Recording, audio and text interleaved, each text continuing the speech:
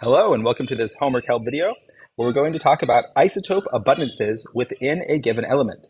This is based off a problem in the homework where you were told a couple of facts about nitrogen because every element has a certain number of protons.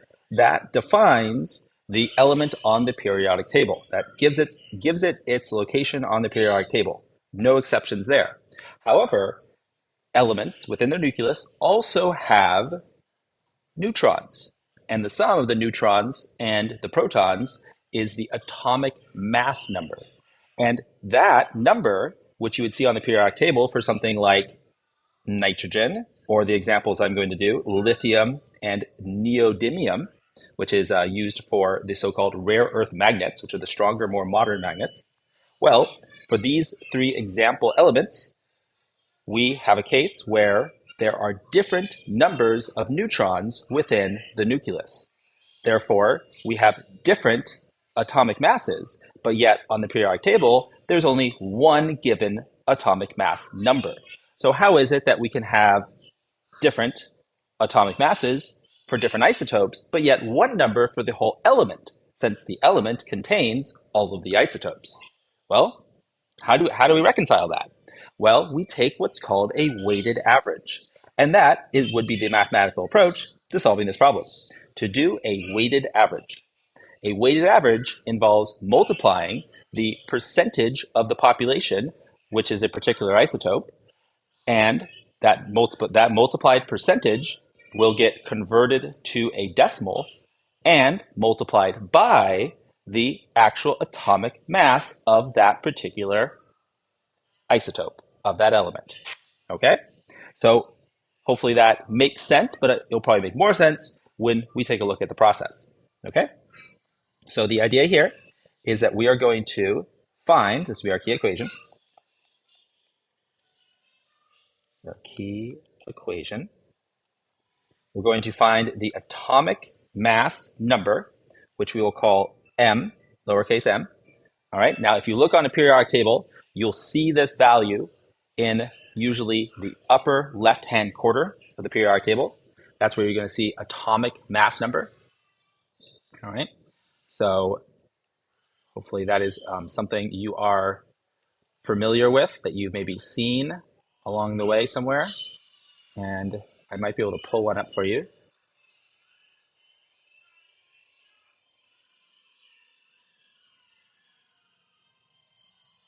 Okay, so sorry for the moment of silence there. But let's go ahead and take a look at this atomic mass number. It'll be coming up in just a moment. All right. So you see right here that we have cadmium, and the value I was referring to here is not in the upper at all, but instead the lower corner. But we see it right down in the lower left-hand corner.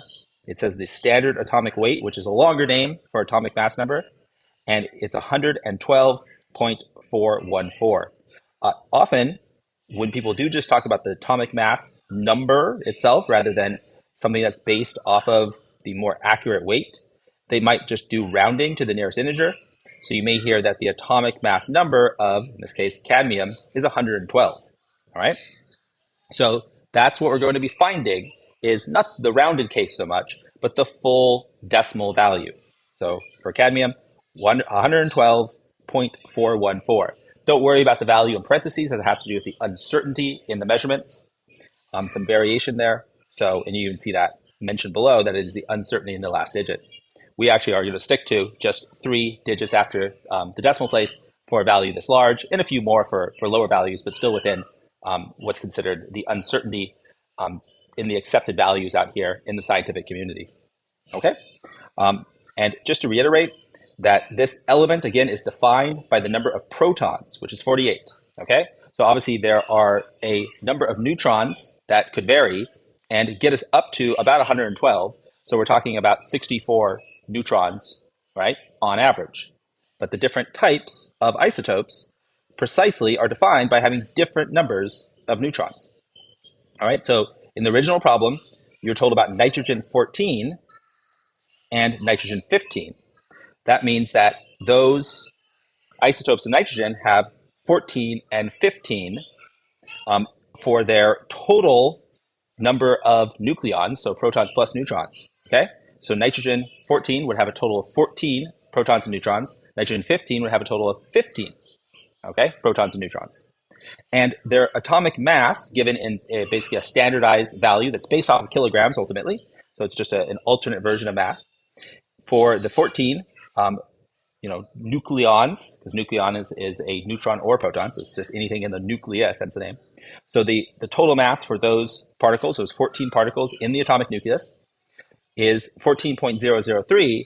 And then in the case of 15, it's at least to three significant figures after the decimal. So 1, 2, 3 zeros here, 1, 2, 3.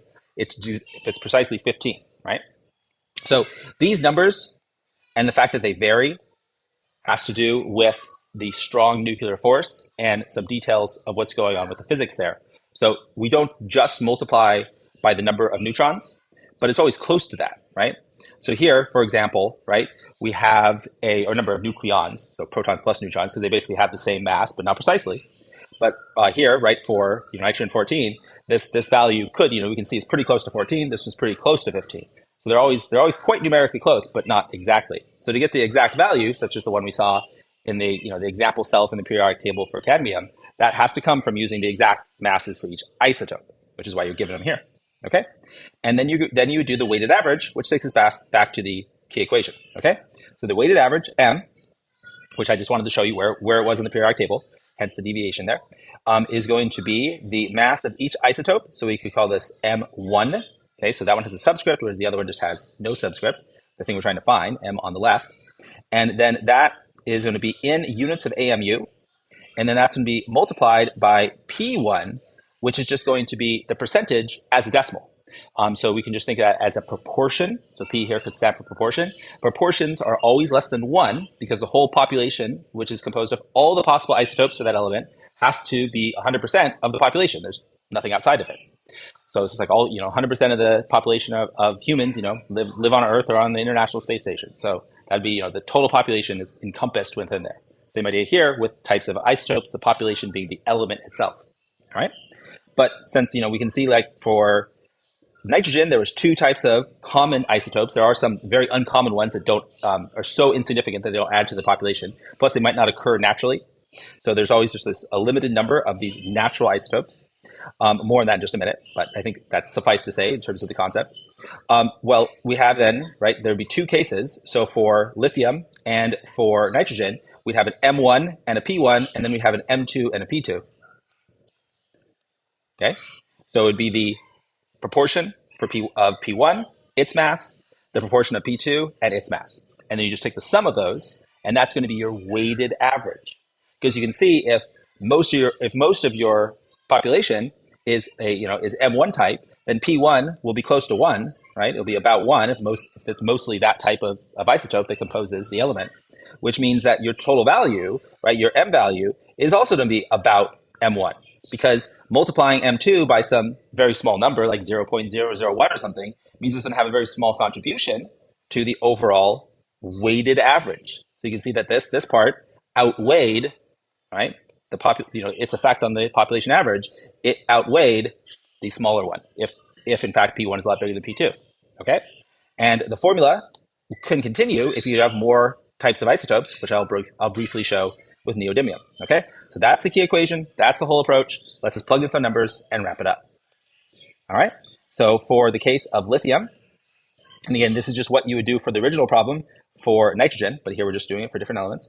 So for lithium, which will be our case 1, all right, we're going to find the atomic, right, the atomic mass, okay, that weighted average, and for M1, we would have a value of, and you can see here, I looked them up. They would always be given to you, but you can find them online. All right.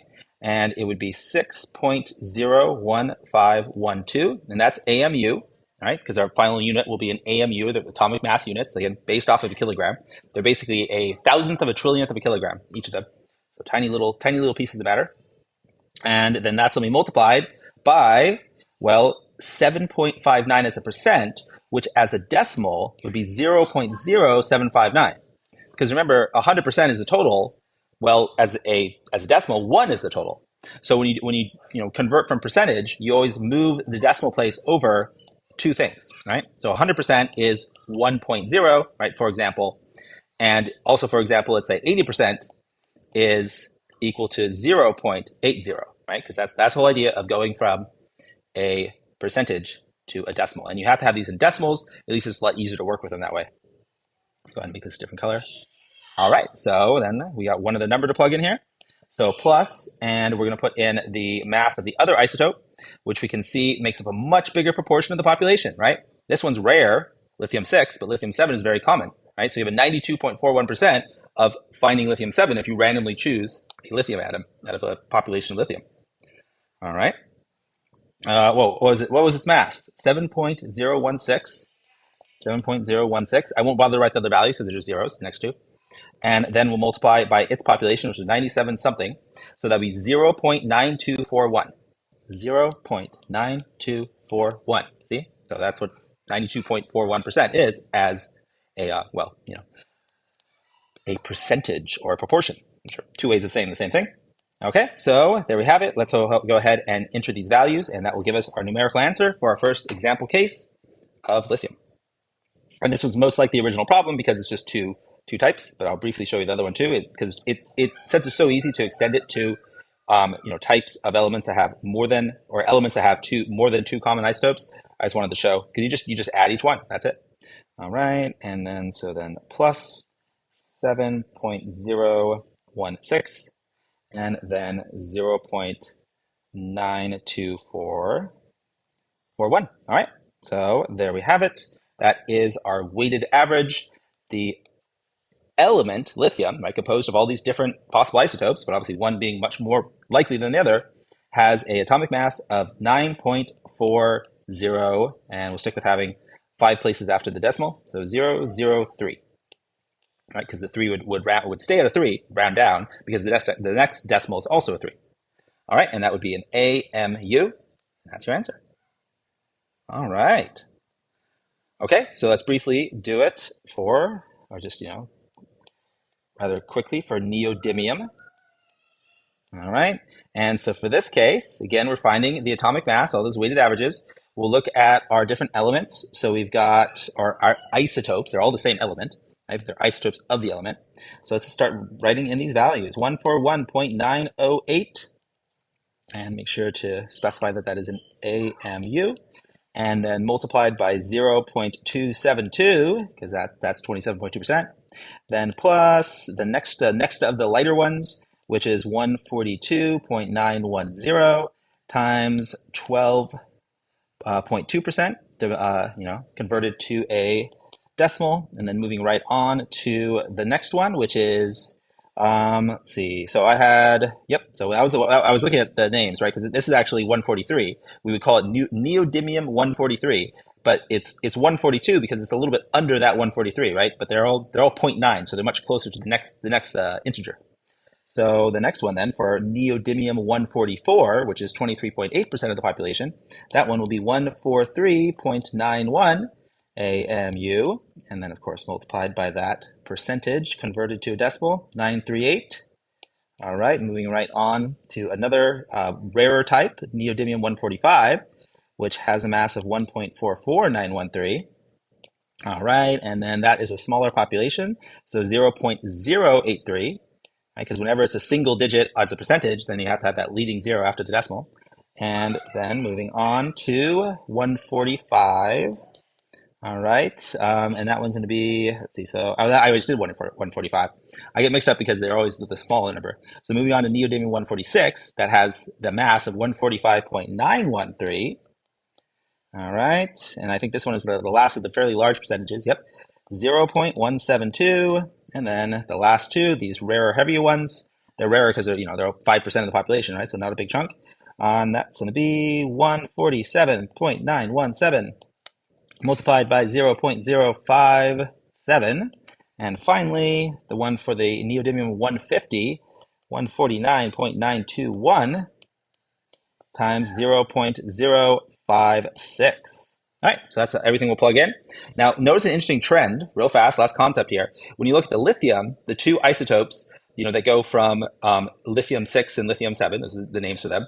Well, we can see that their atomic masses, they go down, all right? So we have, they go up, they get heavier. And then all of these ones are going in the direction of getting, let's see, are they getting heavier as well? Okay, I guess they are, yep. So you have like 6.015 relative to 6, 7.016 relative to 7, right? So this one, in other words, the mass here is bigger than 7, than this one is relative to 6.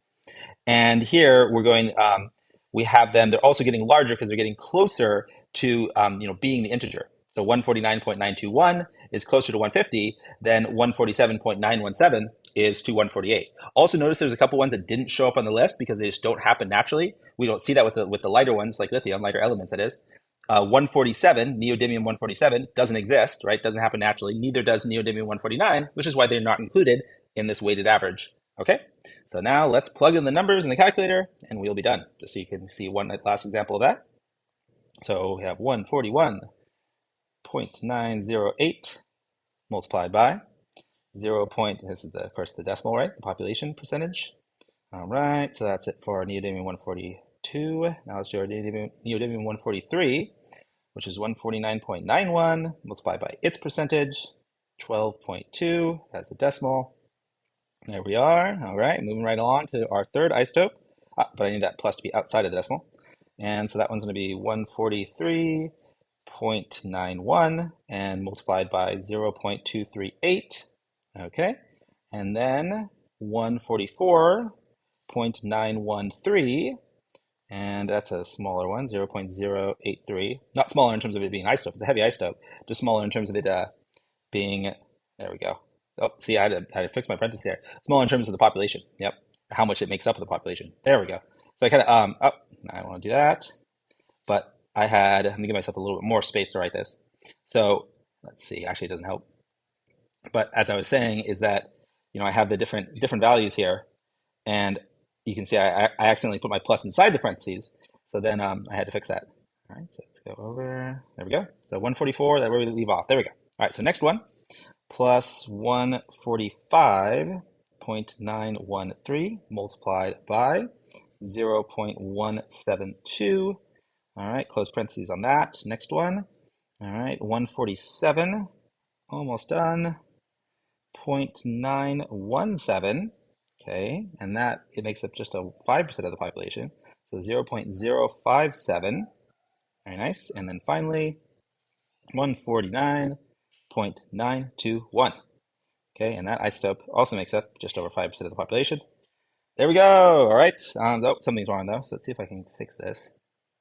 So what is going on? I finally found a way to make it bigger and a little bit more helpful. So I can tell it's wrong because I have a 109 in there, which doesn't make sense. So I probably left off a 4 or something.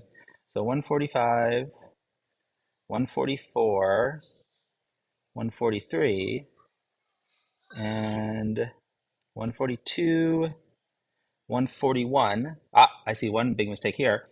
So there shouldn't be a 0 there because it's 27.2%. So there we go, 144.236. I'll take that. That is our final value for the averaged number and the one you'd see on the periodic table for the atomic mass of, in this case, neodymium. All right, 144.236 AMU. All right, and this is kind of a cool population because it was such a mix, right? I had kind of a grouping of really small ones, right, around the lightest masses, and then there's the 17 that are at 146, right? Unlike lithium, where they're almost all one type. All right. So hopefully these example calculations and discussion of the concepts behind them help you work out how to deal with any isotope abundance problem. And I generally hope this homework help video has been helpful. Thank you so much for watching.